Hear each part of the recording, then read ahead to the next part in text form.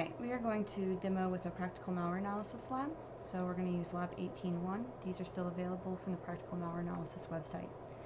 And so let's go ahead and start with loading it up into IDA and see if we notice any of the things we just discussed in our slides.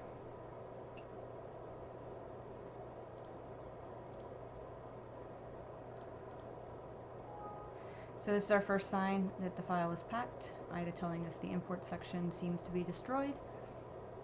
It's a pretty good assessment. Let's go ahead and turn on our line prefixes so we get addresses, and let's scroll down and see what we see.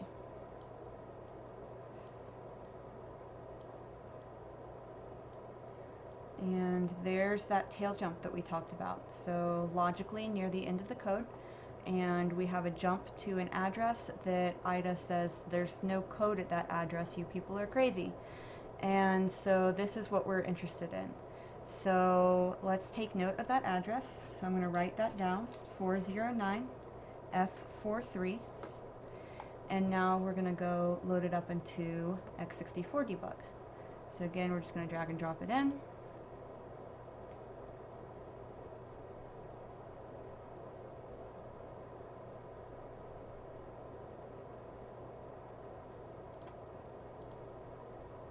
Maybe. Alright. And we want to put a breakpoint on that address we just wrote down. So Control G pops the go-to, and that was 409F43. Enter, and we see there's that jump. So we're going to hit F2 to place a breakpoint. Now we're going to hit play, and this is a x64 debug-ism. The first time we hit play, it's going to break on the entry point. That's just a default breakpoint for x64 debug. That's not the breakpoint we set. We're going to hit play one more time, and that's going to break us on our breakpoint. So this is the jump, but this isn't the original entry point. This is the jump to the original entry point. So let's step one more time.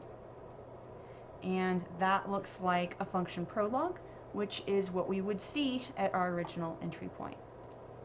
So now that we have our EIP set to our suspected original entry point, we're going to launch Scylla by going to Plugins, Scylla. We're going to confirm that the OEP right here is what we want it to be. It is. And then we're going to click this dump button. We can put it right here, and the default file name is OK. That just dumped a file to the same directory as our malware. Now we're going to click IAT Auto Search. I go back and forth on this one. Let's just go with yes. OK. And then get imports.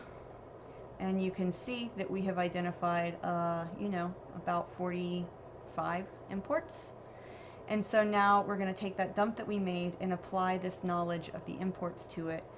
And the fix dump button is how we do that. So now we click fix dump, and we need to feed it the dump we wrote back in step 1. So we select that lab 18-01 dump, open, and you can see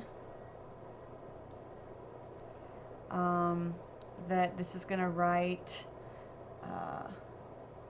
this lab 18-1 underscore dump underscore scy.exe to that same directory. So that should be our unpacked binary. So let's go try to load that into IDA and see if it looks any better. So it should be right here. It's this one. This was our intermediate file. This is our end result. Drop that into IDA.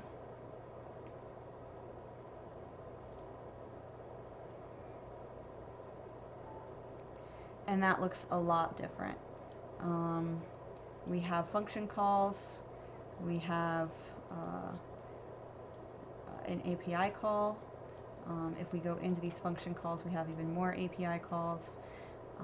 We have a bunch of imports, whereas if we looked at the original one before we unpacked it, we had just a handful of imports and no API calls whatsoever.